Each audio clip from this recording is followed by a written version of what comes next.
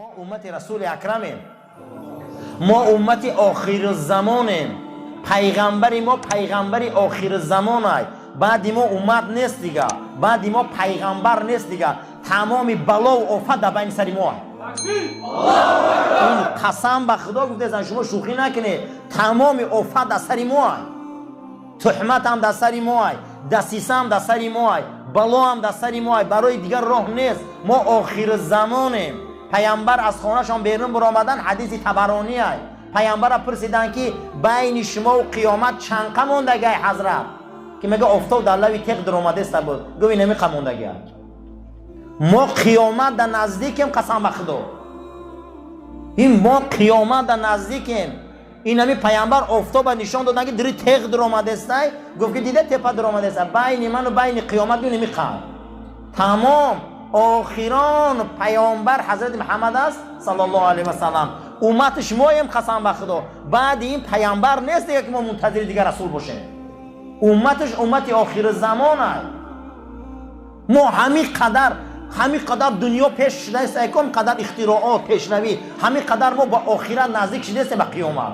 کدام سحر اینمی که شما باور کنه، اینمی ممکنه که کدام روز چندین ظهور پیدا شود، ممکنه که کدام روز آفتاب از مغرب بروید. نشانه های قیامت علما ها بدیع و زمان حساب کتاب کرده 88% شده بوده. ای زمان رسول اکرم تا همین زمان از پیامبر میبیاین میپرسن یسالونک عن الساعه، کی میبیام قیامت؟ تو میگفتگی گفته شما ای قیامت میپرسه و یا قیامت من خودم اومدم، یا قیامت رسول الله های. یکی ای نشانه های قیامت پیغمبران میگفتن که آمدن پیغمبری آخر زمان است. آخ شما ای قیامت نپرسه. گفت چگونه؟ گفت ای روز من به دنیا آمدگم که زمین قیامت میشود. میای برادرو، این بزم بینو، این دعوت بینو، این عشق بینو، کجای ده امتی نبین. زمین قدس بین که 4-5 روز قیامت بود، 2 روز آخر تراویح خوندستی هم بود. همون جانورای وحشی پروندن، جقیدن، تنکه های مارکاوا. من که نام ابلیس اتش مارکاوا است. نام ابلیس به زبان یهودی مارکاوا می شود. مارکاوا تنکه های مارکاوای 80 تانه قدی کودکای مسلمان به بالاش گذاشتن، با مسلمان ها ظفر یافتن، آمدن با در آمدن. همین است برادران، هزارها کودک قربانی کردن در رمضان. لیکن با امروز 2 روز با ندای ملکوتی آسمانی قرآن از اونجا با صدا بلند کرد. همین است روزی که رسول الله آمد این زمین قیامت شد. تا قیامت است. گفت شما ای قیامت میپرسه. ما امت قیامتیم. ممکن که در بین 100 ساله قیامت نزدیک شود. ما ایره گفتن نمیتونیم. هر روز یه نشانه میشود. کدام روز میخیزیم که آفتاب ای مغرب برآمده دری توبه بسته والله. ولی هم بیایم توبه کنیم. رسول الله گفت امتی من عمرش 50 سال میشود. ای 50 به 55 میگذره. کمترین اینا 55 بالا روند دیگه گفت و 50 نرسیده گفت قبضه خاک میرن. چی مونده دیگه؟ چی مونده؟ هر روز من دیروز در نماز ما در پایان تراویح بودم، یه بچه گیره کرده آمد که 3 بچه مسلمان خودمون، من یک 30 ساله تا 35 ساله تا که 14 مونده مردیم. یک بار 3 جنازه درخشان دعا کنه که عوضی برو وردیمشون ای 4. ما نمیدونیم برادرها که پگه دستری من چی گپ میشود. پیامبر ترسیدن ای فتنه ها. پیامبر ترسیدن. ما همین قدر پیش میریم، همین قدر به قیامت نزدیک میشیم. قسم به خدا قیامت ما نزدیک است. ما گمان نکنیم که قیامت با 1 میلیون سال دیگه موندگی است. ممکن که فردا، ممکن 50 ساله آخر ده، ممکن 100 ساله آخر ده، همون دابت الارض، همون جانداره که ای کوه میبره مردم نصیحت میکنه. ممکن که نمایان شدن دجال، تمام پروتکل دجال امروز دنیا ده خوندش نیست. میشم این شوخی نفهمه. تعداد زیاد شدن زن، مردن مرد زیاد، به دنیا آمدن این قدر فتنه ها. مردها لباس زن میپوشن، زنها لباس مرد میپوشن. امروز حیا گم میشود. همون قدر پیامبر گفت 88% نشانه قیامت شدگی است. اینم قیدیگش مونده. ما انامین ای شیشتانامون ای بزمامون ای کارو همینه که ما قیامت ما نابود کنیم، رسوخیز ما نابود کنیم. حتی ام المؤمنین عایشه مادرمون حضرت پرسیدن، حضرت گفت چی گونه مردم ای خاک میخیزن یا رسول الله؟ گفت همه عریانی مادرزا. مادرمون گریه کردن، گفتن چی روز شرمندگی یا دیگری را میبینیم؟ گو عایشه اما دهشت داره که پر بدگی دیده نمیتونی. چی روزه آن روز؟ آن روز چی روزه؟ حلق عنی سلطانیه. خدا میگه آن روز من تمام سلطان و پادشاهی را برهمته. هیچ که نیست، هیچ کس در آن روز که سلطان نیست.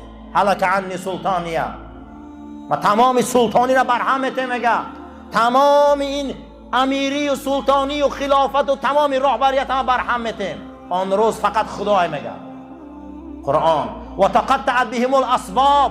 تمام سببا را قیچی میکنم، او جوره ها را در جریان میمونده، نیروها را، قوه ها را، شیطان ها را همش من نصف میکنم. آن روز فقط نیروی خدای میگه. آن روز و تقطعت بهم الاسباب الاخلاء بعضهم لبعض عدو. آن روز دوستایی چایخور و نانخور و نمکخور میبینه دست به گریبان یک دیگر گرفتیان که بدبخت تو مرا جهنمی کردی، انا جنگ میبینی با تو مرا زنا بردی، تو مرا این کردی، تو منو اون کردی. این فیلم ها را رسول الله شب معراج همش تماشا کرد. پیغمبری ما را بزرگی شب این که شب معراج فیلم قیامت تماشا میکنه رسول الله. این پیغمبری آخره که را پیش خدا آمد ایمان داریم. رسول الله رفت، رسول الله رفت. باید ما ایمان داشته باشیم. ما قیامت داریم. همین قیامت حقه یا نه؟ دعا کنه خدا آخرت آباد کنه، همین دنیا رو آباد نکنه برای ما. همین دنیا فقیر هم میگذره، کم بغل هم میگذره، ناداری خطی هم میگذره، داراییش خطی هم میگذره، ثروتش خطی هم میگذره. وقتی که هارون الرشید ابرها را نگاه میکرده میگفته ای ابرها در اندلس میباره یا در چین، در آسیا میباره یا در عراق، حاصل شما را من میخورم. حاکمی دور هارون الرشید است. انا می خجالت رهبر بوده است. وقتی که اکنون لحظه های آخر حیاتش میبیاو، اکنون عزراییل میدروید، میگه گور ما در پیش چشمون کنه بینم. هارون الرشید این خلیفه شوخی نیست. اولین انسانی که حدیث اجازه داده که نوشتن شد. گورش میکنن لحظه میبینم که تماشا میکنم. میگه سپاهی منو فیراد کنی اکنون تای قصرم بیایم. پیش سپاه در عراق، میگه و عقیف سپاه در اسپانیا اندلس. میگه هارون الرشید سپاه تا دیدی، قدرت تا دیدی، ابرو تا زوری میکردی، اما امروز لحظه تا دیدی ترسیده استی. اما امروز در پیش قدرت خدا هیچی نیستی. این میخواد سپاه داری، یک تای همینا عزراییل گردونده نمیتونن. هیچی نیستی در پیش قدرت خدا. اکنون دعا کن که در حق رحم کنه، اکنون دعا کن که قیامت خدا آباد کنه. پیامبر اکرم گفتن که قیامت ما از واخری عزراییل سر می شود. ما نمیدونیم. بعد هر یک نماز رسول اکرم گفتن شینه یه دعا کنه که ای دنیا چه خیلی میگذره. ما بسیاری آدم ها را به خدا قسم 80 کیلو جوان مردا را ما 5 کیلو خاکستر یافتیم. همه تون شاهیده. در درون واگن سوختن. ما 50 کیلو 60 کیلو جوان مردا را الکتریشکا زد، قسم به خدا 10 کیلو گوش یافتیم. و ما نمیدونیم چه خیلی میموریم پگا. ما نمیدونیم پگا در سر ما چه روز میبیو. خدا قیامت آباد کنه. چی مونده همین دنیا دا؟ کنی یک از همین بامدا تا خفتن گپ زنه چی مونده؟ قسم به خدا غیر غم، غیر بی‌معنیگی، غیر گناه ما هیچ نمیبینم. چی ای مردن میترسیم ما؟ چی ای مردن میترسیم ما؟ و جاءت سکرة الموت بالحق. فرا رسید نگه کنون شیرینی و تلخی های مردن. ذالک اشاره میکنه ما کنت منه تحید. شما از این مردن میگریختی. میگه که اومد. من اولمی رمضان دا بود والله علمی بچک دادری جوگاش مرده مونده بود. ایمین وحدت ما بود دادری جوگاش مرد بیچارم خواب مرد. چه ایمو یا سال مایده بود 3-4 فرزندمون رفت. این همیه میگم شما میگرفته این مردن یکی همی بگه سری من دم بیو یا دستم چی نبیو.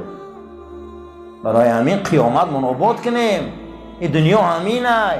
این دنیا ده هیچ کس نه. این دنیا وفاقی نداره برادر. آخرت خدا آباد کنه. روزی حضرت عمر میگه در آمدم که حضرت در یک بالش بوریاگی همی تکیه کردگی بدن نگاه کردم که در بدنشان همین بالش خسای خرماش بدنشان در مقاوه و نقش بستی هم. بعد از اون میگه گریه هم آمد گفتم ای حضرت شما سلطانی ده دنیای میدان سلطانی روم و فارس در چه راحت هم شما رو بدناتان بینه نقشی بوریا گرفته بدناتان قالب گرفته نمیشه بگم بالشت خوشرو بیاریم. گریه من گریه کردم جناب پیغمبر خندید که عمر اینا سلطان دنیا اما من سلطان قیامتم. پیامبر ما میگه که قیامته اینا سلطان قیامت میگه و من در پیش خدا سجده میکنم. خدا من میگه پیغمبر سر تبردار شفاعت دادم. قسم به خدا او ابرمرد از اون طرفی اروپا زنده اون قلم تیز نوشته در کتابش با نام لینکالن مسلمان شده یهودی به دست گفته ای مردم شما برای رقاصه ها گریه نکنه برای فوتبالیست ها گریه نکنه برای این اکتیارا گریه نکنه برای فیلم ها گریه نکنه شما برای مرد گریه کنه که 1400 سال پیش در شب معراج برای شما گریه کرد. شما برای اون مرد گریه کنه که روز احد برای شما گریه کرد. شما برای اون مرد گریه کنه که 23 سالی عمرش گریه کرده گذران.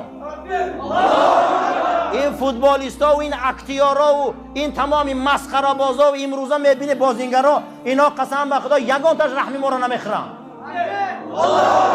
اما در روز قیامت با ای خاک میخزن گفته امت گفته میخزن پیش خدا در سرش میمونده گریه میکرده که نه آدم شفاعت به کلام میگیره نه ابراهیم نه موسی و نه عیسی نه دیگرش. بعد از اون میگفته که سر بردار مدت دادیم شفاعتم. آمین. خدا آخرت من آباد کنه. حضرت سلطان صلاح الدین ایوبی را وقت پیش پدرش میبیارن نجم الدین ایوبی میگه لقبش نمیمونی دعاش نمیته میده چند دست و نگاه میکنه و دستش میبرداره میگه پروردگارا این فرزندی من بردبار گردان از بالای اسب نفرار شد و همین قدس مبارک به دست همی فتح کرد. دعای پدر رفت این جانورای وحشی را از همین سرزمین سر کردیم. بعد از اون میگه گفت لقبش چی میمونی؟ نامش یوسف بوده. گفت لقبش چی میمونی؟ گفت لقبش ایستاده گفت کسی را که دینداریش اصلاح شود کسی دینداریش اصلاح شود کسی دینش اصلاح شود گفت خدا دنیا را پیش پای وید آوردن میپرتاید لقبش صلاح الدین میمونه. بیا دینداری مون درست کنیم ما دیندار باشیم ما دین دوستدار باشیم ما به قانون دین زندگی کنیم. قسم به نام الله دنیا در پیش ما میغلطه.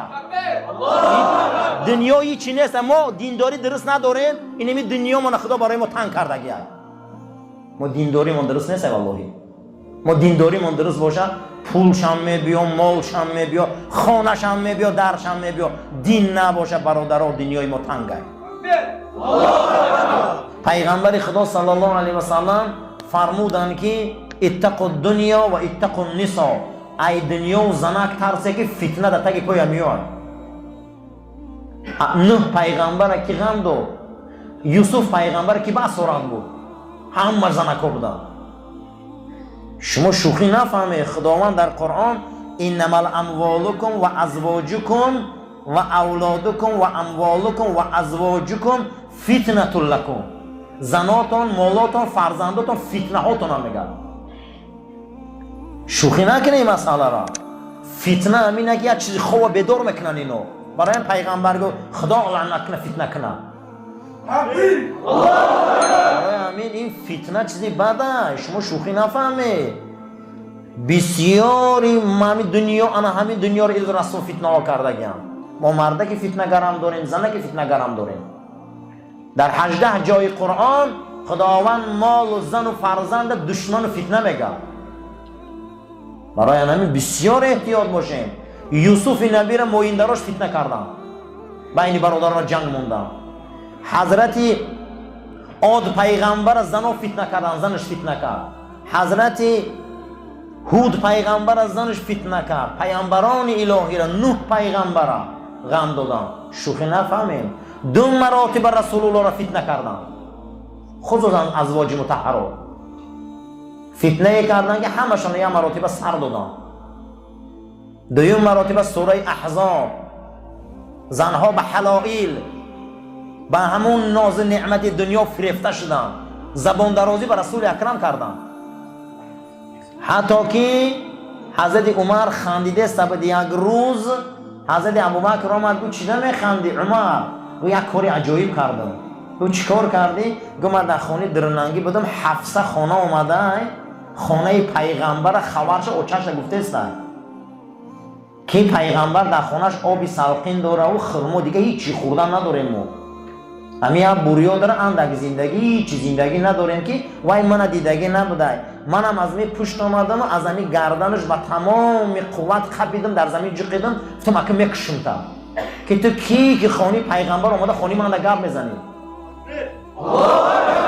تو کی که امروز خانه شوهرت اومده خانه من در گپ میزنی؟ که حالت ابوبکر خندید گفت عایشه کارا کرده بود.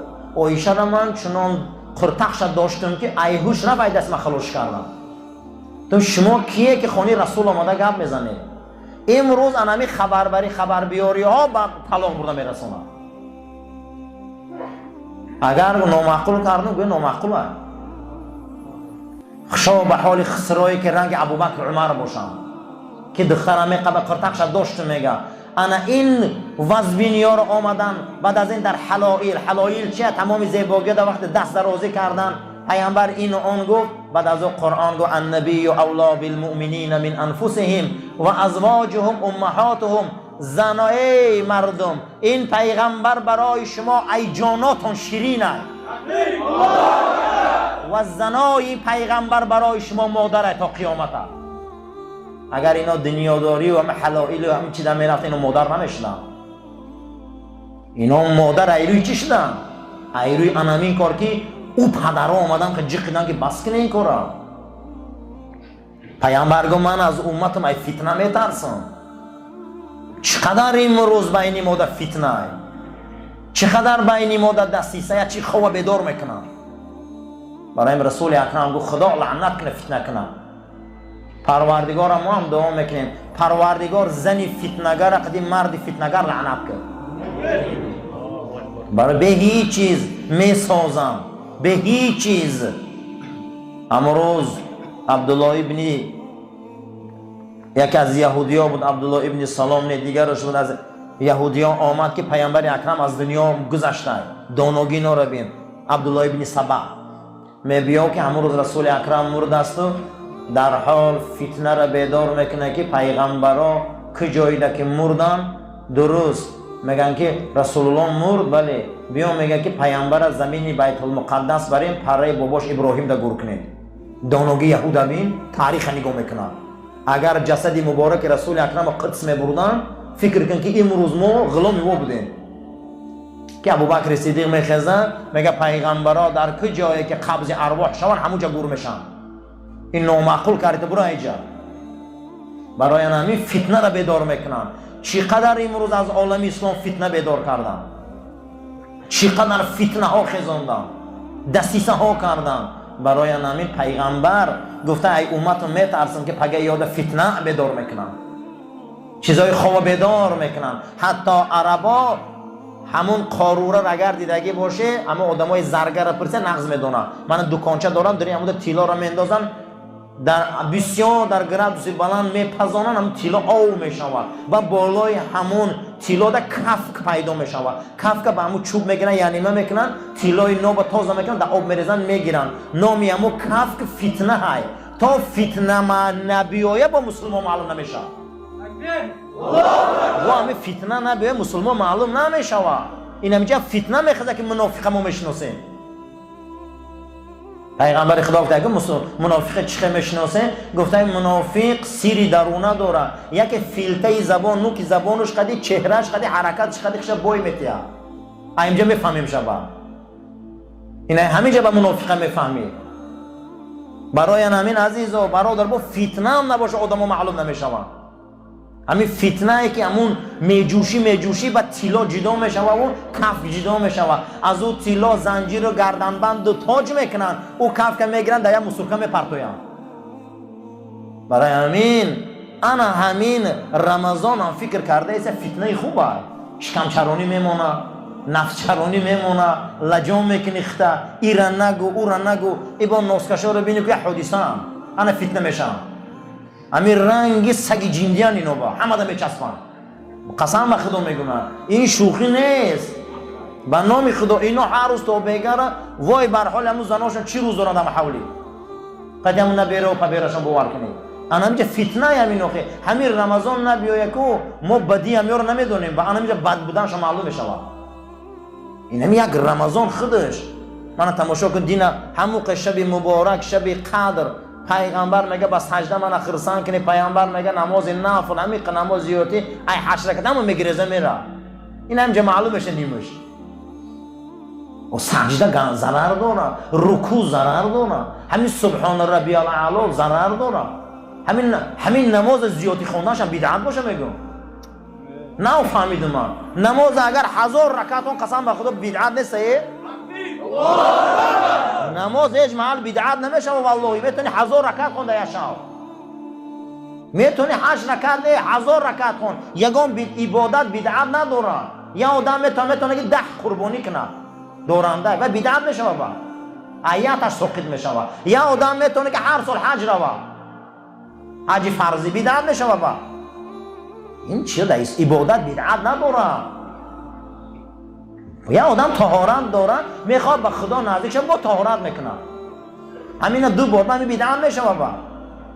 این چیه رو فکر کنیم؟ همین 8 رکعت 10 رکعت 20 رکعت 50 رکعت قیام اللیل 100 رکعت چون میکنه اخی؟ همین ضرر داره نماز. الا بذکر الله تطمئن القلوب، با یاد خدا دل آرام میگیره. همین نماز یاد خدا هست یا نه؟ پیامبر ترسیده نه فتنه، این نه فتنه‌گری یا فتنه اندازی هم بیدار میکنه میکاره.